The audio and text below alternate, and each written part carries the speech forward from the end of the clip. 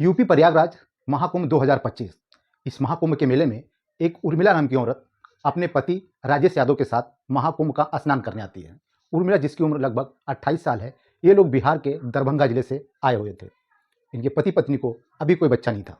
ये लोग इसी मनोकामना के साथ गंगा स्नान करने आए थे कि भगवान इनकी गोद में एक बच्चा डाल दे।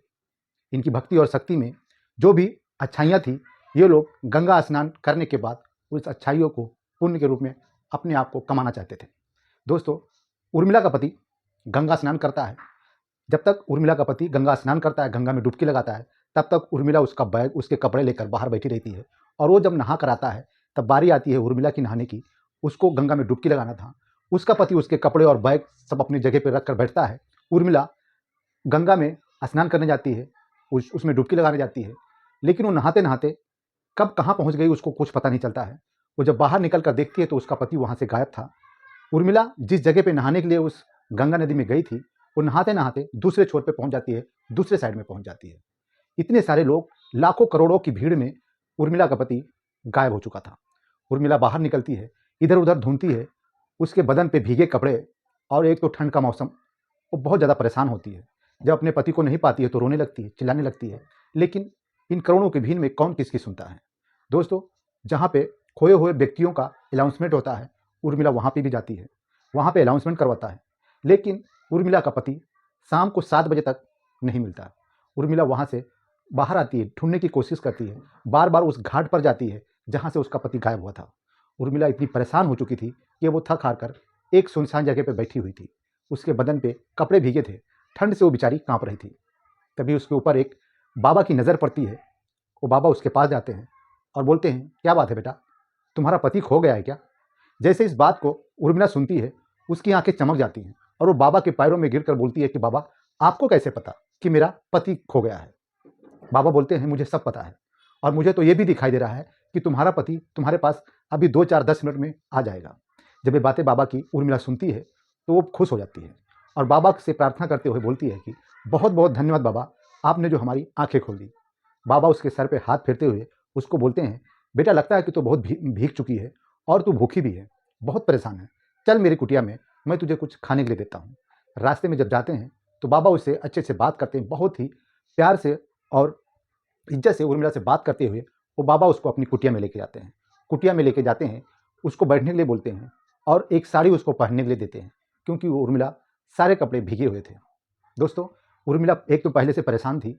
बाबा उसको एक साड़ी देते हुए बोलते हैं कि उर्मिला, वो साइड में जाकर कपड़े बदल ले, तू मेरी बेटी जैसी है, डर मत, तेरा जो भी मनोकामना हो सब पूरा होगा, तेरा पति तुझे मिल जाएगा। वो बाबा से बार बार ऐसे प्रार्थना कर रही थी, उनसे विनती कर रही थी कि बाबा कैसे भी करके मेरे पति को मुझसे मिला दो, मैं अकेली हूँ और मैं इस मेले में कहाँ उनको ढूंढूंगी। ये बात उर्मिला बाबा से बोल ही रही थी, तब तक बाबा ने एक और उड़ता हुआ तीर मार दिया। वो बोलते हैं, बच्चा लगता है तेरे को अभी कोई औलाद नहीं है। ये बात जब सुनती है उर्मिला तो उसके कान खड़े हो जाते हैं। वो सोचने पे मजबूर हो जाती है कि बाबा को ये सब कैसे पता। वो बाबा से फिर पैरों में गिरकर उनके सामने गिड़गिड़ाने लगती है कि बाबा, आप तो बहुत पैसे हुए फकीर हो, आप इतने बड़े बाबा हो कि मेरी सारी बातें बिना मेरे बताए आपको पता चल जाती हैं। आपने पहले तो ये बताया कि मेरा पति गायब हो गया है, और दूसरी बात तो ये कि मुझे कोई औलाद नहीं है। सच में बाबा, मेरी शादी को लगभग 7 साल हो चुके हैं। हम लोग बिहार के दरभंगा जिले से हैं। मेरे पति का नाम राजेश यादव, मेरा उर्मिला है। हम दोनों की उम्र लगभग 28 और 30 है। हम लोग इसी के चक्कर में, हमारे बड़े बुजुर्गों ने कहा था कि महाकुंभ के मेले में गंगा स्नान करके आओ, शायद तुम्हारे गोद में भगवान औलाद दे देगा। ये बातें सुनकर हम लोगों ने गंगा स्नान करने का विचार बनाया और गंगा स्नान करने आए थे। और यहाँ पे आके हम पति पत्नी ही बिछड़ गए। अब कैसे होगा, क्या होगा, भगवान ही जाने। बाबा उसको आशीर्वाद देते हैं और बोलते हैं, तेरा सब कुछ, जितने कष्ट हैं तेरा सब कुछ कट जाएगा बेटा, तू टेंशन मत ले, बैठ जा, मैं तुझे कुछ खाने के लिए देता हूँ और तेरी औलाद भी हो जाएगी। इसका उपाय है मेरे पास। उर्मिला ज़्यादा पढ़ी लिखी नहीं थी, दिखने में खूबसूरत थी, समझदार थी, लेकिन बहुत ही भोली थी। वो बाबा की इन्हीं बातों में फंस जाती है और उनके पैर दबाते हुए बोलती है कि बाबा, आप तो बहुत पहुँचे हुए हैं। आपने जिस तरीके से मेरी मनोकामना बताई है, जो हमारे दिमाग में चलता है, वो आपको जैसे पता चली है, हमको आप पे बहुत विश्वास है। ये बातें बाबा सुनकर अंदर से गदगद होते हैं और बोलते हैं, बेटा मैं तुमको तुम्हारे पति से भी मिला दूंगा और तुम्हारी गोद में औलाद भी आ जाएगी, मैं ऐसा आशीर्वाद दूंगा। कुछ चीज़ें मैं आपको बताऊंगा और कुछ चीज़ें खाने को दूंगा। उस चीज़ों से तुमको तुम्हारी औलाद भी मिल जाएगी और तुम्हारा पति भी मिल जाएगा। थोड़ी देर के बाद वो महिला शांत होती है, कपड़े बदल कर बाबा की सेवा में हाजिर होती है।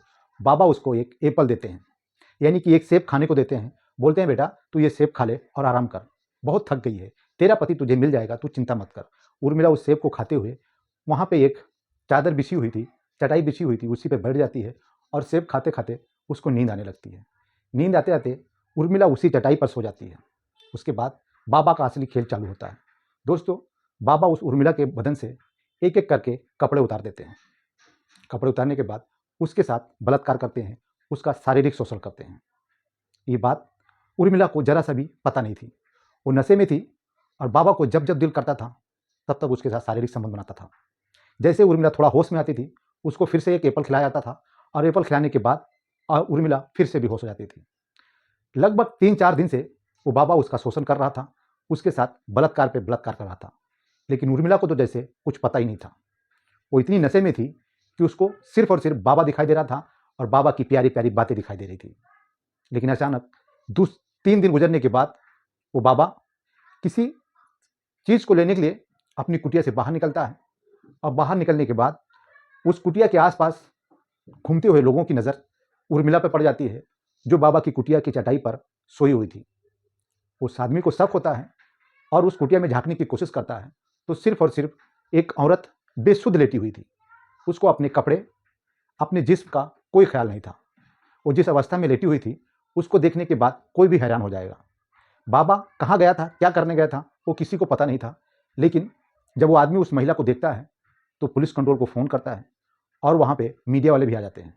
मीडिया वाले जब बाबा की कुटिया में आते हैं, उस औरत को जगाने की कोशिश करते हैं, तो उर्मिला को थोड़ा होश आता है और वो अपने बाबा की तारीफ़ करते हुए बोलती है कि बाबा बहुत अच्छे हैं, मेरे पति को ढूँढ कर ले आएँगे और मुझे औलाद का सुख भी दे देंगे।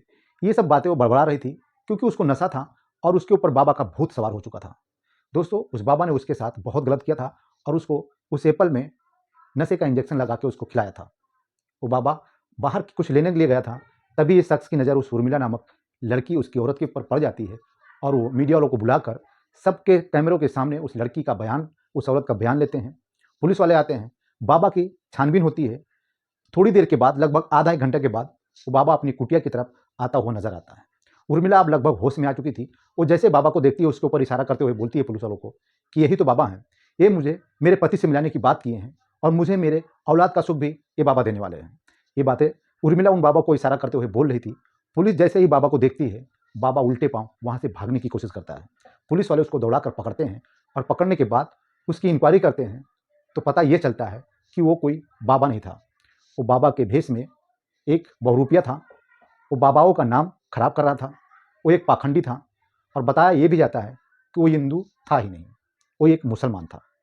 दोस्तों, ऐसे ऐसे केस महाकुंभ में हजारों संख्या में मिलेंगे।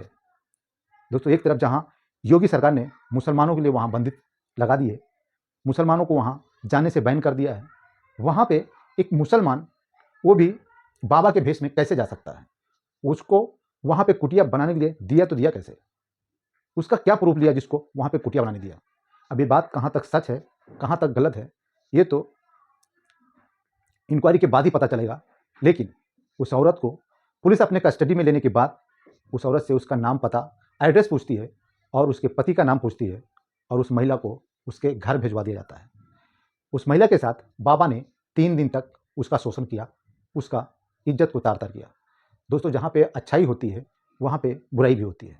एक तरफ जहाँ महाकुंभ में इतने सारे बड़े-बड़े साधु संत लोग भी आए हैं, जिनकी जितनी प्रशंसा की जाए उतना कम है। वहीं पे कुछ ऐसे पाखंडियों को भी जगह मिल गई है, जो हिंदू हो या मुसलमान हो, किसी भी जात और धर्म से न जोड़कर ऐसे गद्दार और ऐसे बहुरूपियों को कड़ी से कड़ी सज़ा देनी चाहिए। दोस्तों, ये कहानी सुनाने का उद्देश्य किसी को परेशान करना नहीं है, किसी को बदनाम करना नहीं है। ये कहानी सच है और महाकुंभ से आप मोबाइल पे या किसी भी यूट्यूब पे सर्च करके आप इसको देख सकते हो। दोस्तों, कहानी अगर अच्छी लगी, जानकारी अच्छी लगी, तो आप मेरे वीडियो को लाइक कर दें और मेरे चैनल पे नए हैं तो ऐसी कहानियाँ सुनने के लिए मेरे चैनल को सब्सक्राइब जरूर कर लें। अपना और अपनों का ख्याल रखें, महाकुंभ में नहाने जाएँ और भगवान से मेरे लिए भी आशीर्वाद मांगें। दोस्तों, मिलता हूँ एक नई ऐसी क्राइम स्टोरी के साथ, तब तक के लिए जय हिंद।